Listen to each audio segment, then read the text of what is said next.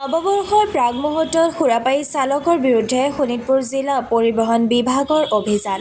নৱবৰ্ষৰ সময়ছোৱা দুৰ্ঘটনাবিহীনভাৱে পাৰ হোৱাৰ লগতে কোনো নিৰহ লোকে যাতে দুৰ্ঘটনাত পতিত নহয় তাৰ বাবে পৰিবহণ বিভাগৰ এই অভিযান।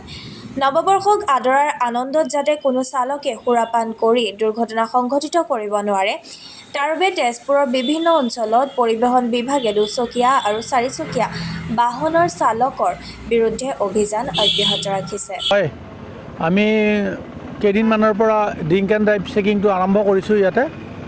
মানে যিহেতুকে এই উৎসৱৰ বতৰ প্লাছ নতুন বছৰৰ সকলোৱে ফূৰ্তিত থাকিব, কিন্তু ফূৰ্তিত থাকক, আমাৰ একো ক'ব লগা নাই, কিন্তু ড্ৰাংক এণ্ড ড্ৰাইভ কৰি গাড়ী নচলাব, এইটোৱে কথা।